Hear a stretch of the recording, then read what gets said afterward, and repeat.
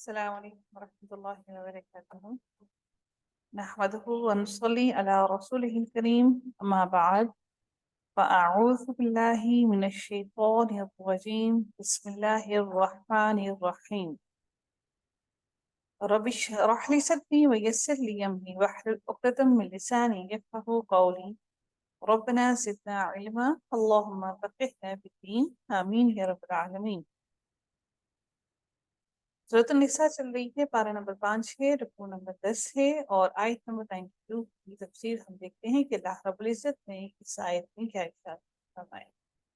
ارشاد ربانی ہے، وَمَا كَانَ لِمُؤْمِنٍ أَن يَقْتُلَ مُؤْمِنًا إِلَّا خَطَأً۔ اللہ تعالیٰ ارشاد فرماتے ہیں کہ کسی مومن کو دوسرے مومن پر قتل کر دینا اس کو زیبا نہیں دیتا، اس کی اللہ تعالیٰ نے اس کو اجازت نہیں دی، مگر اگر کسی انسان سے اللہ خطا سے یعنی کہ غلطی سے قتل ہو جائے۔ اللہ تعالیٰ نے مومن کا دوسرے مومن کو قتل کرنا حرام قرار دیا ہے، جیسے کہ اللہ تعالیٰ نے سورۃ الاحزاب میں ارشاد فرمایا، وَمَا كَانَ لَكُمْ أَن تُؤْذُوا رَسُولَ اللَّهِ۔ آیت نمبر 53 اللہ تعالیٰ ارشاد فرماتے ہیں کہ تمہاری یہ لائق نہیں ہے کہ تم اللہ کے رسول کو ایذا پہنچاؤ، یعنی حرام ہے۔ تو کسی بھی مومن کو قتل کرنا یعنی کہ وہ مومن اللہ رب العزت کا جو مومن ہے، وہ مومن نبی اکرم صلی اللہ علیہ وآلہ وسلم کے طور طریقوں پر اور اللہ تعالیٰ کی بتائی ہوئی باتوں پر چلتا ہے، تو تمہیں ہرگز یہ گوارا نہیں ہے کہ تم کسی مومن کو قتل کرو، عمدن قتل کرو، یعنی کہ اپنی پورے کے پورے عمد کے ساتھ اپنی پوری ہوش و حواس میں اپنی رضا سے اس کو قتل کرو، اپنی مرضی سے اس کو قتل کرو، خطا سے وہ تم سے قتل نہ ہو۔ تو اب دوسری بات، خطا کیا ہوتی ہے؟ در حقیقت خطا کس طرح سے قتل ہو سکتا ہے؟ خطا بیسیکلی غلطی جو ہے وہ ہوتی ہے جس میں آپ کا ارادہ اور آپ کی نیت نہ ہو اس کو قتل کرنے کی، اور آپ ارادے کے طور پر اس کو قتل نہ کریں، غلطی سے قتل ہو جائے، آپ کا ارادہ نہیں تھا اس کو قتل کرنے کا، آپ کو ارادہ نہیں تھا اس کو مارنے کا۔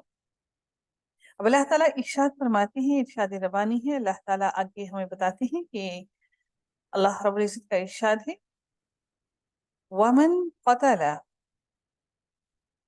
وَمَن قَتَلَ مُؤْمِنًا خَطَأً فَتَحْرِيرُ رَقَبَةٍ مُؤْمِنَةٍ وَدِيَةٌ مُسَلَّمَةٌ إِلَىٰ أَهْلِهِ۔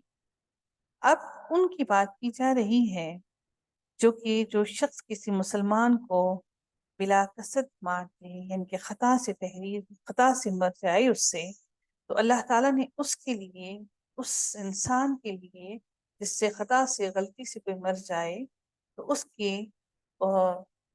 اس کے کفارے کے لیے ایک غلام کو آزاد کرنا، اور غلام بھی کون سا؟ مسلمان غلام کو آزاد کرنے کا حکم دیا گیا ہے۔ ودیت مسلمت، اور دیت دینا ہے، اس کی پوری دیت دینا ہے، اس کے اہل ہی، اس کے گھر والوں کو دینا۔ اب یہاں پر رقبۃ مؤمنات ہم دیکھتے ہیں کہ یہاں پر رقبۃ، یہاں پر تائی مربوطہ علام کی مونس، اور مؤمنات تائی مربوطہ علام کی مونس، ودیت علام کی مونس، مسلمت علام کی مونس ہے۔ تو یہ سارے کے سارے علامتی مونس ہیں، یہ حقیقی مونس نہیں ہیں، ٹھیک ہے؟ حقیقی مونس ہوتی تو یہ مومن عورت ہوتی، یہ مومن عورت در حقیقت حقیقی مونس نہیں، بلکہ یہ علامتی مونس ہے، جو کہ مرکب توصیفی ہونے کی وجہ سے، ایک دوسرے کو فالو کرنے کی وجہ سے، رقبت ان کو فالو کرنے کی وجہ سے تائی مربوطہ مومنات آیا ہے۔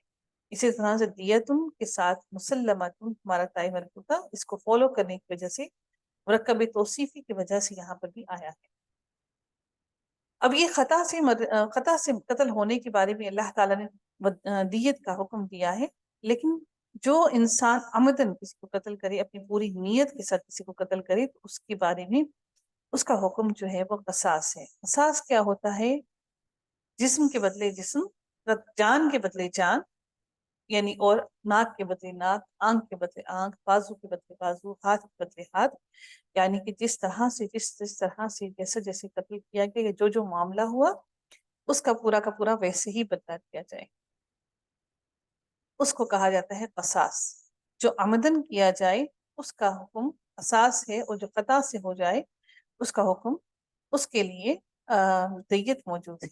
اب دیت اتنی کم نہیں ہے کہ اب کوئی انسان یہ سمجھے کہ دیت بہت ہی کم ہے، چلو 5-6 لاکھ 2 لاکھ 3 لاکھ دے کر ختم کر دی جائے۔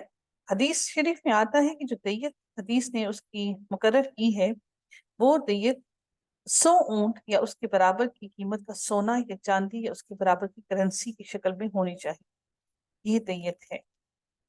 اور اس کے بعد دوسرا یہ صرف یہ نہیں کہ وہ دیت دے کر بس وہ جان چھٹ گئی اس کی، بلکہ اس کے ساتھ ساتھ اس کو اللہ رب العزت کی بارگاہ میں اللہ تعالیٰ کے سامنے استغفار کرنا بھی لازم ہے کہ اللہ تعالیٰ اس کو معاف کر دے اس سارے خطاؤں کی سبب جس کی وجہ سے اس نے اس سے قتل سرزد ہو گیا ہے۔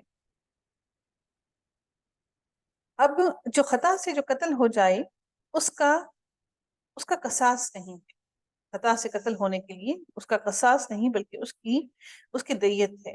اب دیت جیسے کہ ہم جانتے ہیں کہ حدیث کی روح سے آتا ہے کہ 100 اونٹ کے برابر ہے، اور اس دیت کی قیمت سنن ابی داؤد کی حدیث میں 800 دینار یا 8000 درہم اور ترمذی کی روایت میں 12000 درہم بتائی گئی ہے۔ اسی طرح سے حضرت عمر فاروق رضی اللہ تعالیٰ عنہ نے اپنے دور خلافت میں قیمت دیت میں کمی بیشی اور مختلف پیشے والوں لوگوں کے اعتبار سے، یعنی کہ جو جس پیشے سے منسلک تھا اس کے اعتبار سے اس کی نوعیت مختلف ہونے کی وجہ سے انہوں نے مختلف دیت مقرر فرمائی، یعنی کہ جس طرح کی اس کی سٹیٹس تھا، جس طرح کی اس کی جس طرح سے وہ پیسہ تھا اس کے پاس، اس حساب سے ان کی دیت مقرر فرمائی گئی۔ ایسا نہیں کہ کوئی بہت ہی غریب سا تھا اور جس کے پاس کچھ بھی نہیں تھا اور وہ کوئی اربوں روپے میں دیت مقرر کر۔ تو حضرت عمر فاروق نے اپنے دور خلافت میں مختلف پیشے والوں کے لیے اس میں کمی بیشی کی ہے، اس میں جس کا مطلب یہ ہے کہ اصل دیت 100 اونٹ کی بنیاد پر اس کی قیمت ہر دور کے اعتبار سے مقرر کی جائے گی، یعنی کہ آپ ہر دور میں اس کے حساب سے دیت کو مقرر کیا جائے گا۔ اب آگے ہم دیکھتے ہیں کہ اللہ ان یصدقوا، مگر اس کے سوا اگر وہ صدقہ کر دیں، صدقہ سے مراد کیا ہے کہ معاف کر دیں، وہ قتل معاف کر دیں، تو اللہ تعالیٰ نے یہاں پر معاف کرنے کی بھی تلقین کی ہے کہ اگر تم معاف کر دو تو یہ بھی بہتر ہے تمہارے لیے کہ تم اگر اس کی خطا کو معاف کر دو، یعنی کہ صدقہ کر دو۔ یہ صدقہ ایسا ہے کہ یہ آپ کی اس صدقہ کا اجر اللہ تعالیٰ آپ کو دیتا ہی رہے گا انشاءاللہ۔ تو یہ قتل کو معاف کر دینا بہت بڑی بات ہے اور بہت صبر اور بڑے تحمل کی بات ہے۔ آگے ہم دیکھتے ہیں کہ اللہ تعالیٰ ارشاد فرماتے ہیں فَإِن كَانَ مِن قَوْمٍ عَدُوٍّ لَكُمْ وَهُوَ مُؤْمِنٌ فَتَحْرِيرُ رَقَبَةٍ مُؤْمِنَةٍ۔ اللہ تعالیٰ ارشاد فرماتے ہیں آگے اسی آیت کے اندر کہ اور اگر مقتول یعنی کہ جو کوئی قتل ہو گیا ہے فَإِن كَانَ مِن قَوْمٍ عَدُوٍّ لَكُمْ، تمہاری دشمن قوم کا ہو اور ہو بھی وہ مسلمان، وہ تمہاری دشمن قوم کا ہے لیکن ہو بھی وہ مسلمان، تو صرف ایک مومن غلام کو ہی آزاد کر دینا لازمی، تو تم صرف فتحریر رقبۃ مؤمنۃ، صرف ایک مومن غلام کو آزاد کر دو۔ اب یہاں پر بار بار جس کو آزاد کرنے کا حکم دیا گیا، مومن غلام کو آزاد کرنے کا حکم دیا گیا، اس کا مطلب ہے کہ مومن کو آزاد کرنا as compare to the non Muslim, اس کو پروموٹ زیادہ کیا گیا کہ تم ایک مومن کو آزاد کرو۔ اب اس کے اندر کون سے لوگوں کا معاملہ کیا گیا، یعنی اس صورت میں دیت نہیں ہوگی، اس کی وجہ یہاں پر کیا بیان کی گئی ہے، وہ یہ بیان کی گئی ہے کہ اس کی وجہ بعض یہ بیان کی ہے کیونکہ اس کے وارث حربی کافر ہیں، یعنی کہ اس کے جو وارث ہیں حربی کافر ہیں، یعنی کہ حربی یعنی کہ جو اگر وہ انسان مسلمان تھا لیکن اس کے جو وارث ہیں پیچھے والے، جو اس کے باپ بھائی ماں باپ جو بھی ہیں وہ سارے کے سارے نان مسلم ہیں، اس لیے وہ مسلمان کی دیت لینے کے حقدار نہیں ہیں، وہ مسلمان کی دیت لینے کے حقدار نہیں ہیں۔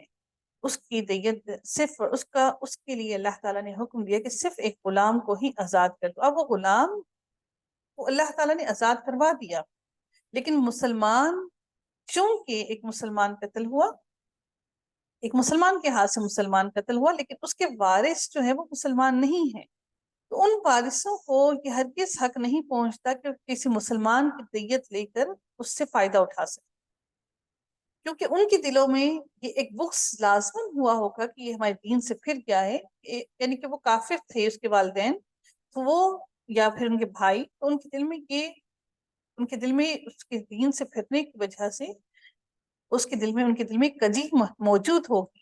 اس لیے اللہ تعالیٰ نے حکم دیا کہ ان کو جو انسان اگر کوئی مر جاتا ہے، وہ مومن ہے، اور وہ مر گیا اور وہ تمہاری دشمن قوم سے تھا، تو تمہیں اس کے لیے دیت دینا نہیں ہے، یعنی کہ اس کے گھر والوں کو دیت نہیں دینا، بلکہ تم نے صرف ایک مسلمان غلام کو آزاد کر دینا ہی تمہارے لیے کافی ہے.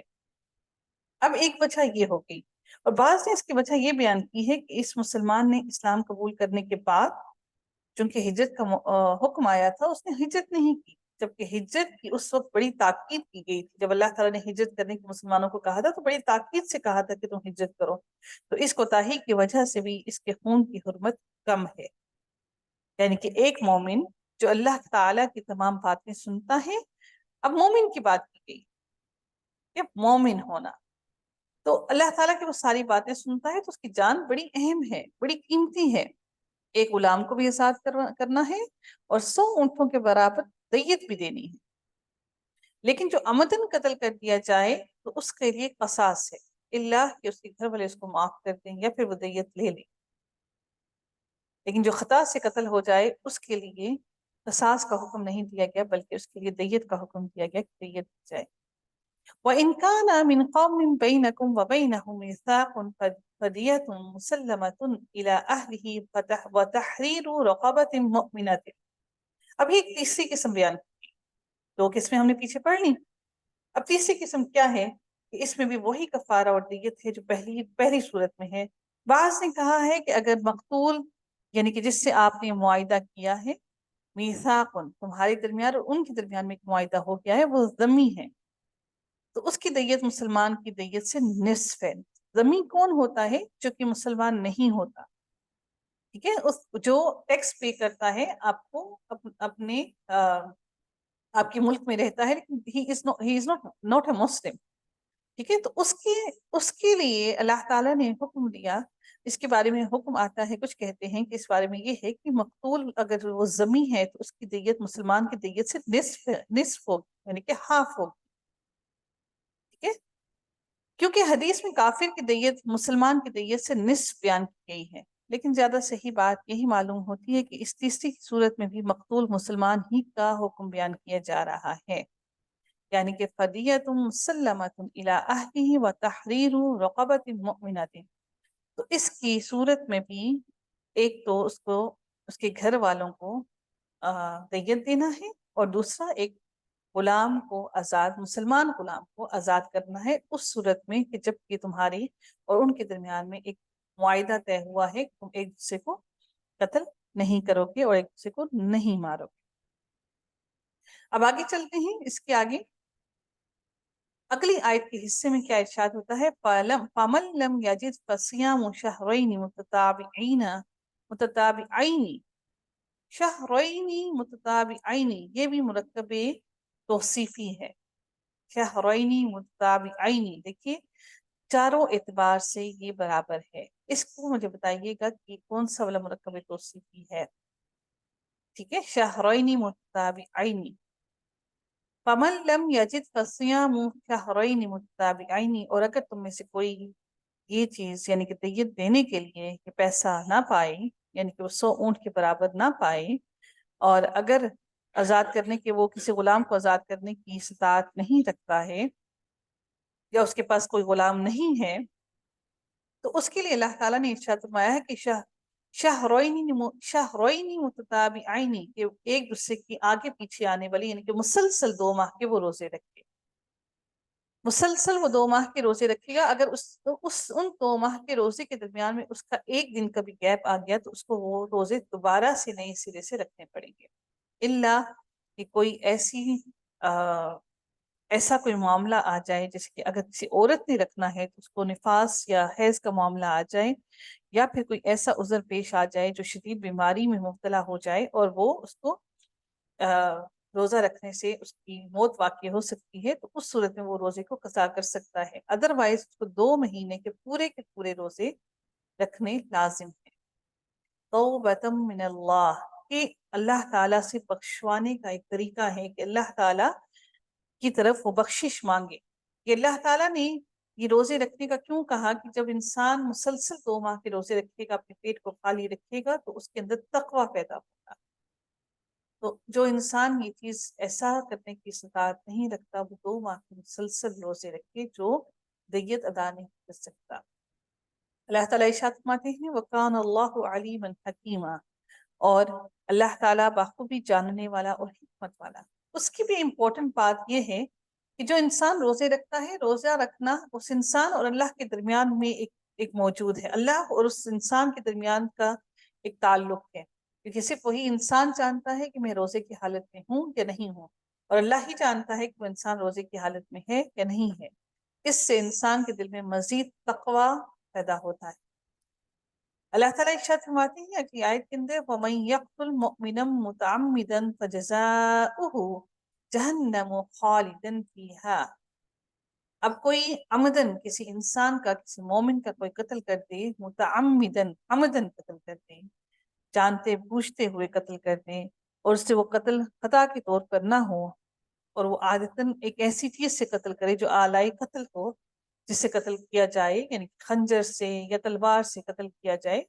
اس نے اگر کسی مومن کو قتل کر دیا تو اللہ تعالیٰ اس کی جزا فرماتے ہیں کہ اس کی جزا کیا ہے؟ جہنم ہے. اس جہنم کے اندر وہ ہمیشہ ہمیشہ خالدن فیہا، اس میں وہ ہمیشہ رہے گا، اور وغضب اللہ علیہ ولعنہ وأعد له عذابا عظیما. اور اللہ تعالیٰ نے نہ صرف اس کو جہنم میں ڈال دیا، بلکہ اس جہنم کے اندر وہ اللہ کا غضب بھی دیکھے گا، اور اللہ تعالیٰ نے اس پر لعنت کر دی ہے. اور اللہ تعالیٰ ارشاد فرماتے ہیں وَأَعَدَّ لَهُ عَذَابًا عَظِيمًا، اللہ تعالیٰ نے اس کے لیے بہت بڑا عذاب تیار کر رکھا ہے. اس سے ہمیں یہ اندازہ ہوتا ہے کہ جہنم کے اندر مختلف درجات ہوں گے. جہنم کے اندر ہر طرح کے انسان کے لیے مختلف قسم کے عذاب ہوں. اللہ کے ساتھ شرک کرنے والوں کا مختلف عذاب، قتل کرنے والوں کا مختلف عذاب، نماز نہ پڑھنے والے کا مختلف عذاب، اللہ تعالیٰ کے احکامات کی پیروی نہ کرنے والے کے لیے مختلف عذاب. تو عذاب کی نوعیت تبدیل ہوگی، درجے مختلف ہوں گے. بالکل ایسے ہی جیسے جنت میں درجے مختلف ہوں گے، اسی طرح سے گناہوں کے حساب سے درجے مختلف ہوں گے. اللہ رب العزت اگلی آیت میں ارشاد فرماتے ہیں یا ایھا الذین آمنوا اذا ضربتم فی سبیل اللہ فتبینوا ولا تقولوا لمن القى. اللہ تعالیٰ ارشاد فرماتے ہیں کہ اے ایمان والو، یا ایھا الذین آمنوا، اے ایمان والو، اذا ضربتم، جب تم اللہ کی فی سبیل اللہ، جب تم اللہ کی راہ میں نکلو، فتبینوا، تو تم تحقیق کر لیا کرو. وَلَا تَقُولُوا لِمَنْ أَلْقَى، اور اگر تمہیں کوئی سلام کہے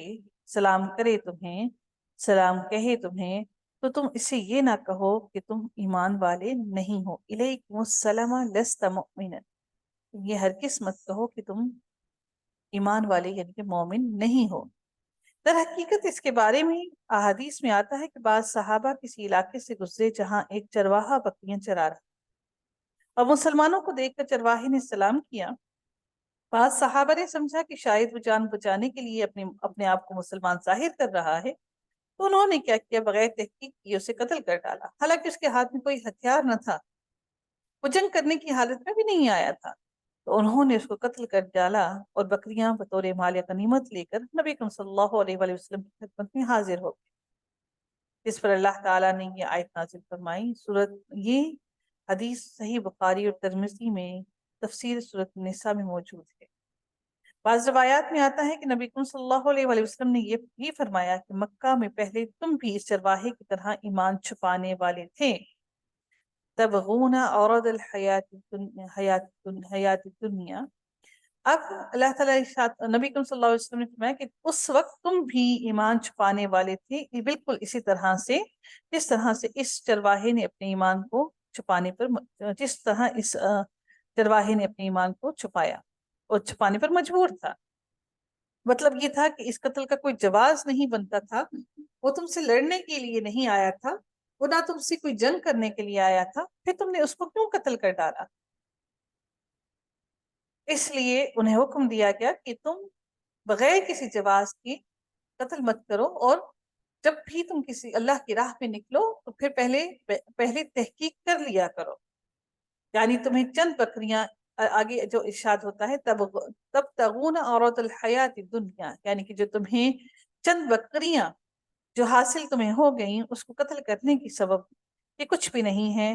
اللہ تعالیٰ ارشاد فرماتے ہیں فعند اللہ مغانم کثیرۃ، یہ تو تھوڑا سا مال غنیمت تھا جو تم نے ہتھیا لیا، تم نے پکڑ لیا. اللہ تعالیٰ کے پاس بہت بڑی غنیمتیں ہیں. كذلك كنتم من قبل فمن اللہ علیکم فتبینوا. اللہ تعالیٰ ارشاد فرماتے ہیں کہ جو اللہ اور اس کے رسول کی اطاعت کی وجہ سے تمہیں دنیا میں بھی مل سکتی تھی اور آخرت میں تو اس کا ملنا یقینی ہی تھا. تو اللہ تعالیٰ تمہیں یہ ساری کی ساری چیزیں، یہ ساری کی ساری غنیمتیں تمہیں دنیا میں بھی اپنی رحمتوں سے دے ہی دیتا، اور آخرت میں تو اللہ کا احسان تم پر ہوتا ہی تھا ایمان لانے کے سبب. تو تم نے اس کو تھوڑے سے فائدے کے لیے کسی کو کیوں قتل کر ڈالا؟ اور اللہ تعالیٰ ارشاد فرماتے ہیں کہ كذلك كنتم من قبل، تم كذلك اسی طرح تم بھی پہلے جب مکہ میں تھے تو پھر اس وقت تم بھی ایسے ہی کمزور تھے اور تم بھی ایسا ہی کیا کرتے تھے، اپنے ایمان کو چھپایا کرتے تھے. فمن اللہ علیکم فتبینوا، تو اللہ تعالیٰ ارشاد فرماتے ہیں کہ پھر اللہ تعالیٰ نے تم پر احسان کیا، لہٰذا تم ضرور تحقیق کر لیا کرو. علیکم فتبینوا، تو تم لازمی تحقیق کر لیا کرو. ان اللہ کان بما تعملون خبیرا، اللہ تعالیٰ، بے شک اللہ تعالیٰ تمہارے اعمال سے باخبر ہے. اگلی آیت میں جو ارشاد ہوتا ہے، اللہ تعالیٰ ارشاد فرماتے ہیں جب جہاد کا حکم آیا تو اس وقت جب یہ آیت نازل ہوئی تو حضرت عبداللہ بن ام مکتوم نابینا صحابی تھے اور وہ جہاد کے لیے نہیں نکل سکتے. وہ بڑے پریشان ہو گئے کہ گھر میں بیٹھے ہوئے جو ہیں وہ جو جہاد پر نہیں نکل سکتے وہ ان لوگوں کے برابر نہیں ہو سکتے، اور چونکہ وہ نابینا تھے اور وہ نہیں جا سکتے تھے جہاد کے راستے میں، تو وہ بہت پریشان تھے اس معاملے میں کہ کہیں وہ اللہ کی ناراضگی کا سبب نہ بنے. تو اللہ تعالیٰ نے یہاں پر ان لوگوں کے لیے جو کسی عذر کے سبب جہاد میں نہیں جا سکتے، اپنے مال کے ساتھ اور اپنی جانوں کے ساتھ نہیں جا سکتے، تو اللہ تعالیٰ نے ان کے عذر کے سبب اللہ رب العزت نے ان کو ان کے برابر ہی اجر عطا کیا، کیونکہ ان کی نیت تھی وہاں پر جانے کی لیکن وہ نہیں جا سکتے. تو اللہ تعالیٰ اس آیت میں ارشاد فرماتے ہیں لا يستوي القاعدون من المؤمنین غیر اولی الضرر. اللہ تعالیٰ ارشاد فرماتے ہیں اپنی جانوں اور مالوں سے اللہ کی راہ میں جہاد کرنے والے مومن اور بغیر عذر کے بیٹھنے رہنے والے مومن برابر نہیں ہو سکتے. غیر اولی الضرر، بغیر کسی عذر کے، کوئی عذر نہ ہو ان کو اور وہ اللہ کی راہ میں جہاد نہ کریں تو وہ دونوں برابر نہیں ہو سکتے. لا یستوی، برابر نہیں ہو سکتے. فی سبیل اللہ باموالہم وانفسہم، اپنی مالوں اور اپنی جانوں سے جہاد کرنے والوں کو، بیٹھ رہنے والوں پر اللہ تعالیٰ نے درجوں میں بہت فضیلت دے رکھی ہے.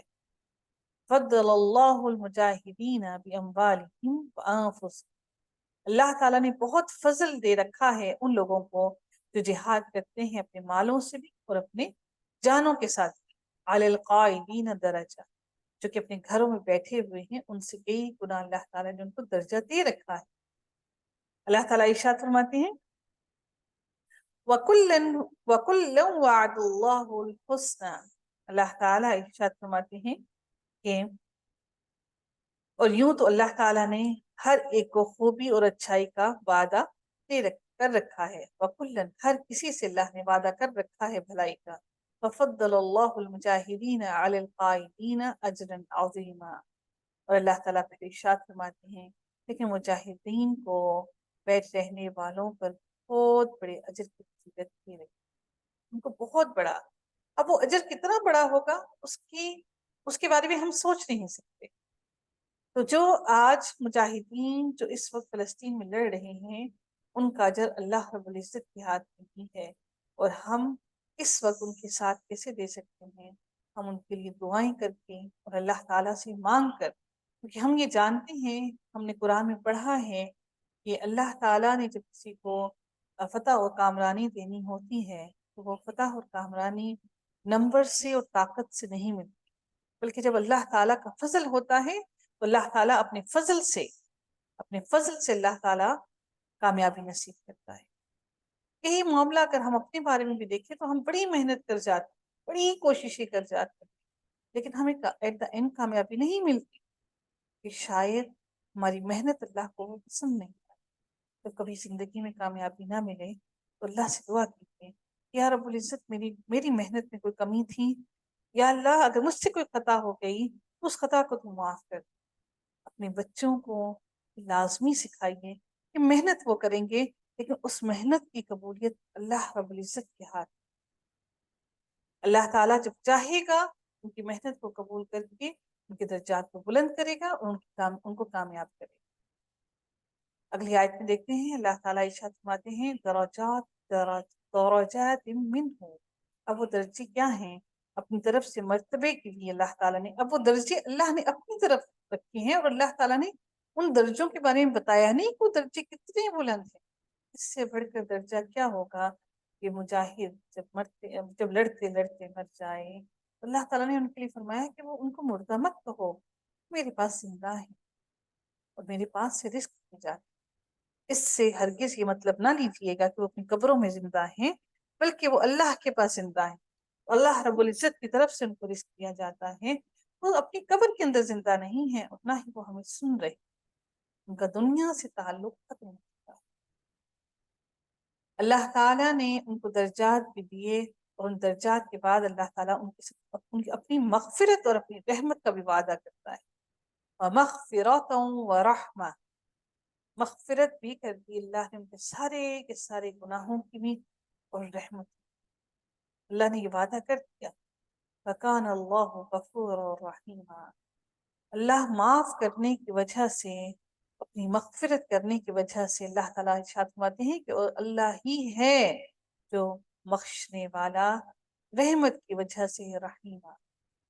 سبحان اللہ، سبحان اللہ تعالیٰ ہم سب کی مغفرت فرمائے، اللہ تعالیٰ فلسطین والوں کو کامیابی اور فتح نصیب فرمائے، اللہ تعالیٰ ان سب کو صبر جمیل عطا فرمائے، اللہ ہی ان کے لیے کافی ہو جائے اور اللہ ہی ان کی مدد فرمائے اس مشکل وقت میں۔